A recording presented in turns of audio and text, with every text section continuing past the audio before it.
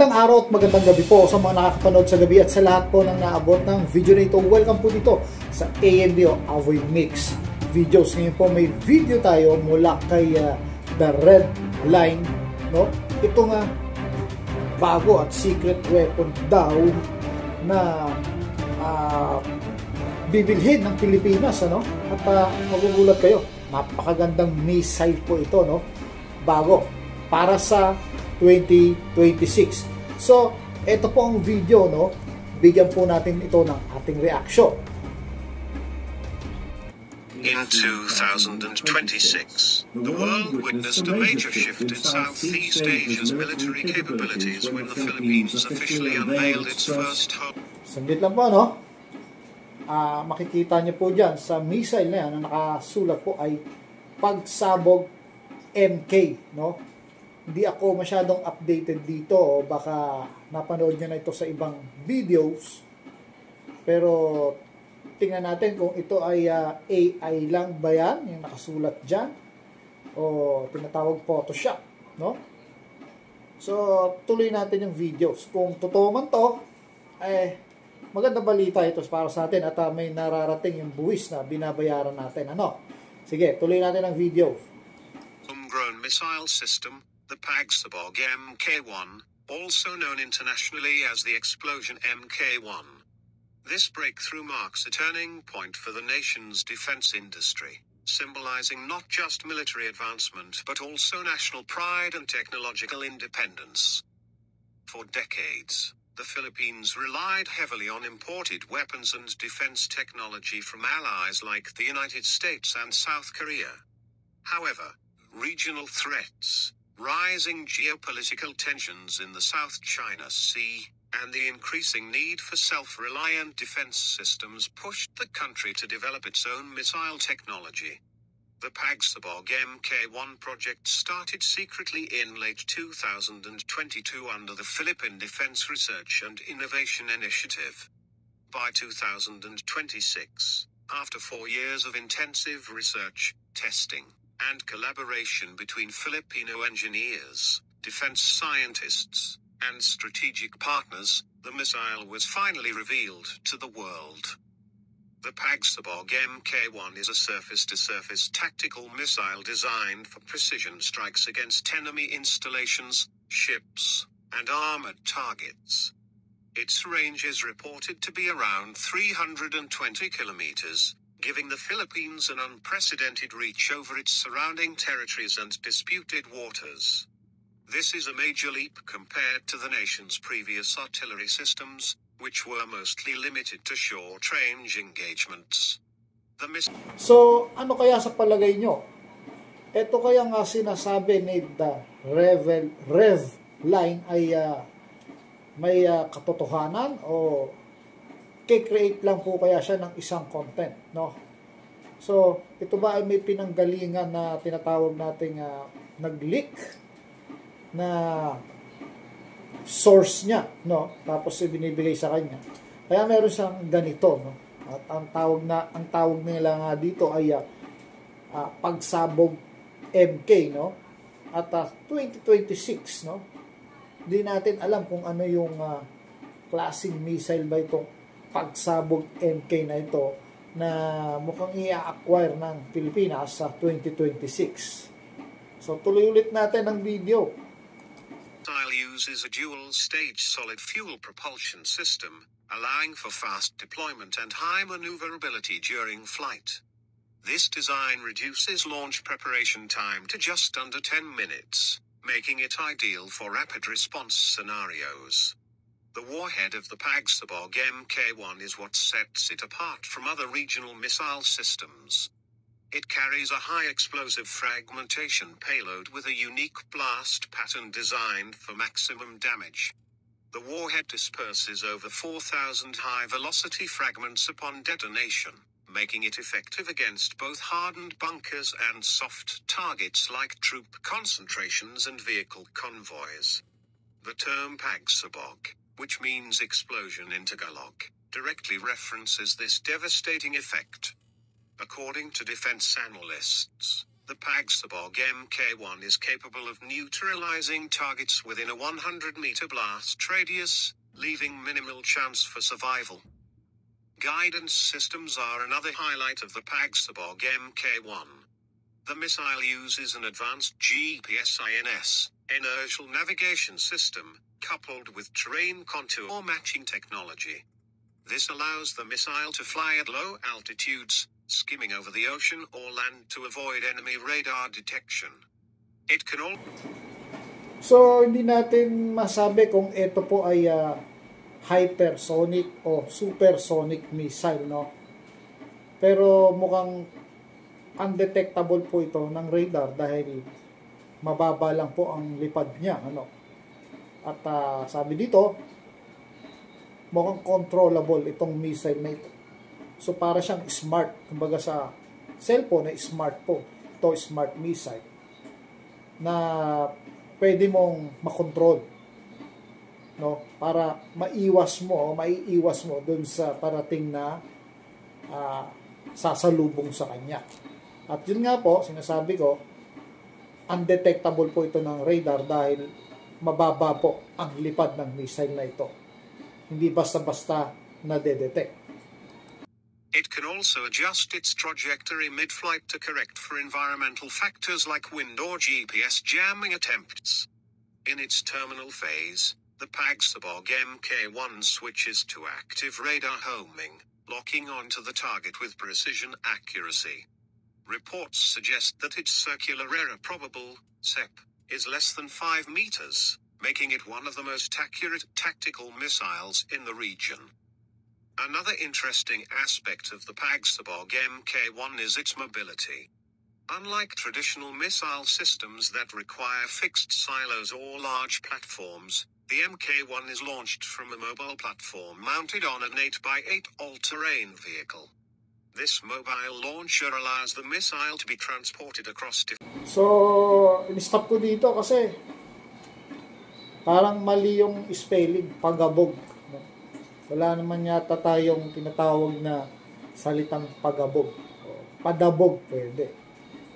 Parang kulang ng S, pagsabog. Parang maaaring in-input lang nila yung yung pangalan dyan sa missile na yan. Kung makikita natin yung bandera, mukhang iba rin, hopefully, meron nga talagang pagsabog Mk1 missile. But yung nakikita natin dito sa video, mukhang hindi ito yung eksaktong itsura nung tinatawag nilang pagsabog MK1 missile. Ulit natin ang video. Different parts of the Philippines, including remote islands and mountainous regions, increasing the system's survivability against enemy counter-strikes. It also provides flexibility for surprise attacks, as the launcher can be rapidly deployed and hidden after firing. The development of the Pagsabog Mk1 was not without challenges. The Philippines faced significant hurdles in terms of funding, technological infrastructure, and international skepticism. Many critics believed that the country lacked the industrial base to produce such advanced weaponry. However, the Philippine defense sector proved otherwise. Through partnerships with local universities, private defense contractors, and some undisclosed foreign technology transfers, the project succeeded beyond expectations. In particular, the involvement of the Department of Science and Technology, DOST, was crucial in developing key components such as solid fuel propellants, electronic guidance systems, and miniaturized warhead technologies. The introduction of the Pagsabog Mk1 also changes the regional balance of power.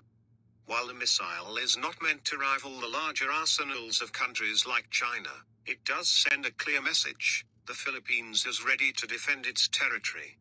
The Mk1 provides the armed forces of the Philippines with a credible deterrent capability.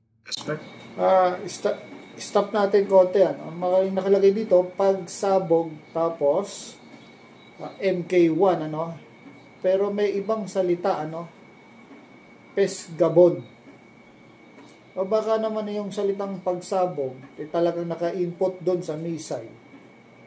Pero, hindi naman talagang salitang Pilipino. No? Salita sa ibang wika. No? Nagkataon na parehas sa wika ng Pilipinas, pagsabog. Hindi natin alam kung gaano ka-genuine itong video nito ni The Rev Line na maaaring iniugnay niya yung salitang pagsabog dun sa wikang Pilipino, tapos hindi natin alam, no? So i-research po natin, no, kung totoo yung tungkol dito sa pagsabog weapon na ito, no, o MK1, pagsabog MK1 na magiging karagdagang weapon ng Pilipinas sa taong 2026. Tuloy natin ang videos hanggang matapos na. Ready to defend its territory. The MK1 provides the armed forces of the Philippines with a credible deterrent capability, especially in areas like the West Philippine Sea, where territorial disputes have been escalating. The missile can target enemy installations on contested islands or respond swiftly to naval threats, giving the Philippines more leverage in diplomatic and military negotiations. Many defense analysts have compared the Pagsabog Mk1 to other regional missiles like South Korea's Hyunwoo series or India's Pram missile. However, the Mk1 is specifically tailored for the unique geography and defense needs of the Philippines. Its ability to operate in archipelagic environments, combined with its mobile launcher system, makes it highly adaptable for coastal defense and island warfare scenarios. The Philippine government has made it clear that the Pagsabog Mk1 is purely defensive in nature. In a public statement during the missile's unveiling ceremony, President Ferdinand Marcos Jr. emphasized that the Mk1 is designed to protect the nation's sovereignty, not to provoke aggression. Nevertheless, the missile's existence inevitably introduces new dynamics in Southeast Asia's military landscape. Neighboring countries are closely monitoring this development, while allies like the United States have expressed support for the Philippines' right to self-defense. Public reaction in the Philippines. So dito po makikita natin yung pagsabog MK1, explosion MK1, na mukhang tagilid yung pagkakasulat, no, dito sa missile, no. Meaning, pwedeng ito ay inedit lang.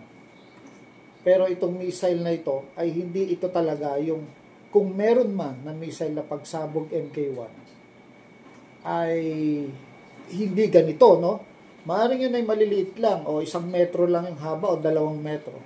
Pero hindi mo kang ganito, no? Hindi yung kagaya nung sa in-order natin na yung BrahMos, no? Malaki yun. No? Yung mga pwede siyang vertical. O missile, cruise missile kasi yung BrahMos. No? Sige, tuloy natin ulit. Overwhelmingly positive. Many Filipinos see the Pagsabog Mk1 as a symbol of national resilience and technological progress.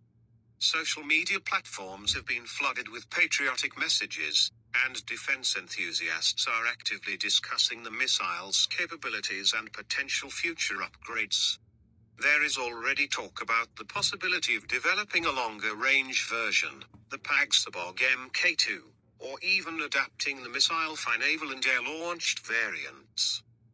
For now, the Pagsabog Mk1 stands as a milestone in the Philippines' military history. It proves that even nations with limited defense budgets can achieve technological breakthroughs with determination, innovation, and strategic planning. The Reverend Line will continue to follow the story of the Pagsabog Mk1 and its role in shaping the future of the Philippines' defense posture. If you're interested in military technology, missile systems, and defense updates from around the world, make sure to subscribe to the Reverend Line and hit the notification bell. Stay tuned for more detailed analyses, exclusive reports, and the latest news on next-generation weaponry. So hanggang dito na lang po, ano. At nakita naman natin yung video niya na mukha pong wala naman talagang video. Pero nagpapasalamat po tayo kay The Rev Live, no? Kasi ito po ay yung kanyang tinatawag na presentation.